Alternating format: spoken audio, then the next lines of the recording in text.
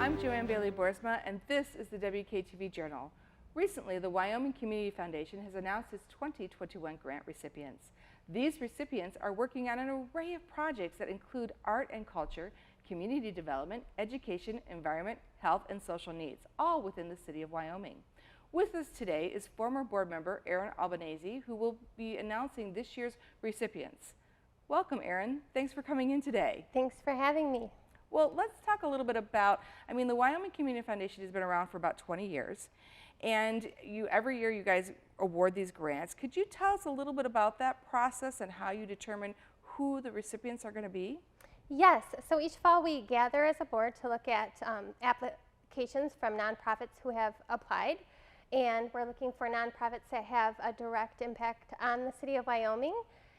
They have a 501c3 status, and we prioritize certain areas of need like K-12 education and affordable housing. So did you get a lot of applications this year? This year we got 12 applications, which is just a little bit down from last year when we had 14, but up from the year before that when we had 10. So did you get more or less because of the pandemic, or didn't really make any difference? I don't think it really made a difference in the number because it was, fairly close in numbers to the 2 years previous. So tell us, let's start talking a little bit about who some of the grant recipients are, because you have what, I think it's 5, 6 this year? Yes, we do, and we have several that are covering a variety of needs in Wyoming. So one is Affinity Mentoring, and that is an organization that pairs employees from businesses and organizations with students in K-8 education, and they provide them with an hour of mentoring each week. And now they're working, I understand, within Godfrey Lee Public Schools, am I correct? Correct. That grant is specifically for Godfrey Lee sites. Yes. So, and then again, now long-term one that you guys have often supported has been Feeding America of West Michigan. Yes. So that grant for this round supports mobile food pantry sites, and they're doing a lot of them in 2022 in Wyoming, more than 70, I believe. Wow. Another thing we did earlier this year, well in 2020, was to provide emergency funding to Wyoming food pantries as a direct way to provide assistance during the pandemic. So we did that in the summer of 2020. It's just, it's amazing that the need is so huge still, even as we keep, you would think people will be able to but it's just not working out as well as people had hoped. Right, it's really been exacerbated and the need is still there. Yeah, so. and the pantries are pretty much empty as you go into them. I know I've talked to a couple of them, Family of Wyoming, I know is one of the pantries, and they've been struggling in donations and everything.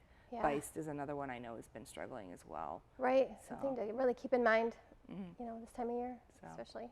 Now, I know a very popular one that you guys have funded this year, and especially with school kids, is the Girls on the Run. Yeah. Very dynamic, always helps to kind of do an empowerment for girls. Again, another recipient, I believe? Yes, Girls on the Run. We provided a grant to them to help 25 girls in Wyoming public schools have access to the Girls on the Run program. And like you said, that provides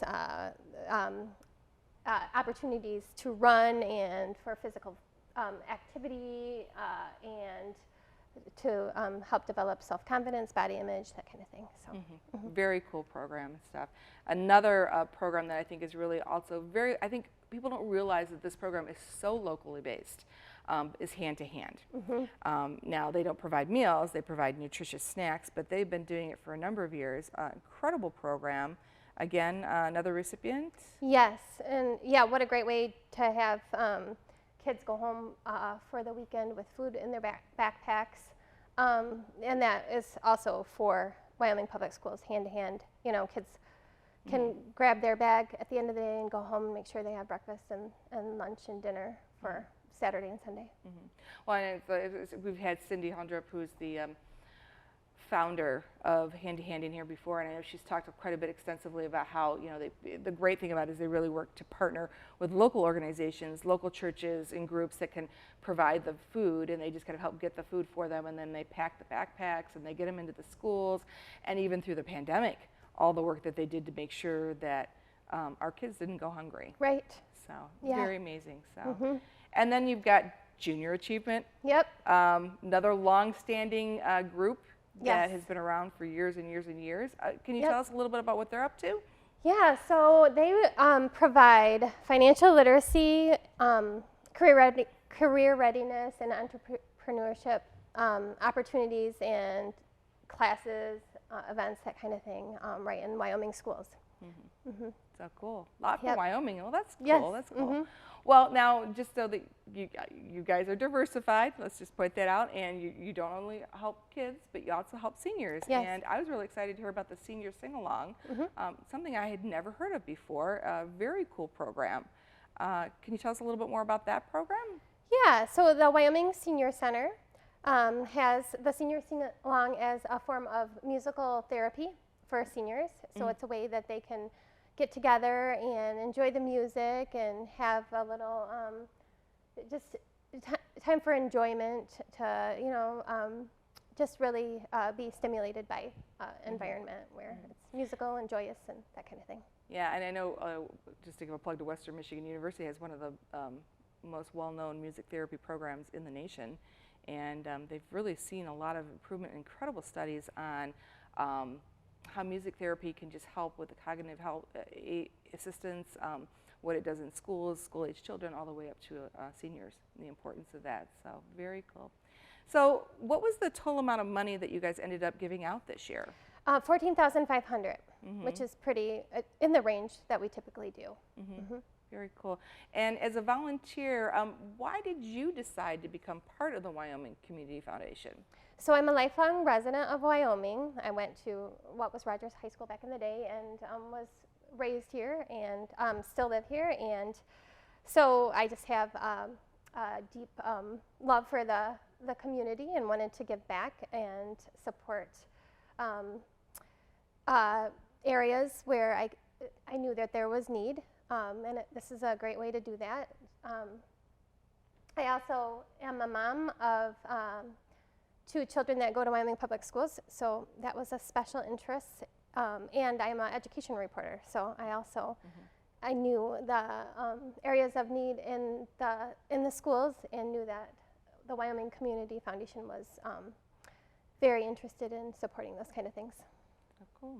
So what have you found most fulfilling being on the board? Actually saying yes to some of these requests when they come to us and they have a need that they want to have covered, and when we're able to do that and help the residents of Wyoming of all ages and diverse backgrounds. So I know that you guys are, I mean, I've talked to Greg, your chair. He's always mentioned to me that you're always in need of trying to get more volunteers. Love to have the board kind of expand out. What would you say to somebody who might be considering the Wyoming Community Foundation to volunteer or be on a board? Yeah, well, they can start by simply checking out the website, which is Grand Rapids Community Foundation /Wyoming, because it's an affiliate of the Grand Rapids Community Foundation, and so that gives a lot of information right there, and then they can follow up by giving Greg King a phone call or sending out an email and getting in touch that way.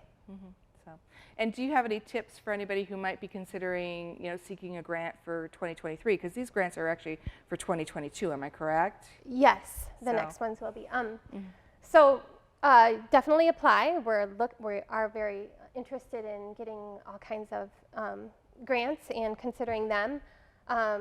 When you're applying, consider and explain how it directly impacts Wyoming, and also explain how what you're doing is sustainable. So it's something that you'll be able to keep going over time. Do you have any project that was a personal favorite?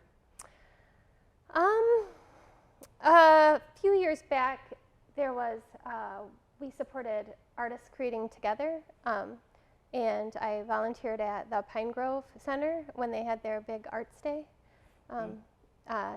which was funded with help from the grant. And so that was really one that touched my heart to see the kids having fun and enjoying arts and crafts and music. Cool. Mm-hmm. Very good. So how can people get involved or learn more about the Wyoming Community Foundation? I think you just mentioned it, but could you just repeat it again? Yes, sure. So it's the GR Foundation, GR Community Foundation / Wyoming, and it'll give you all the information there. That's great. Well, Erin, I really want to thank you for being with us today and to giving us the opportunity to announce this year's recipients. It's always an exciting time for us to be able to share that news with our public. So thank you. Thanks so much for having me. Sure. So again, special thanks to our guest, Erin Albanese, for being with us today. I'm Joanne Bailey-Boorsma, and this has been the WKTV Journal. The WKTV Journal is produced by volunteers from our community. To join our team of writers and television crew members, contact us at 616-261-5700. Thanks for watching.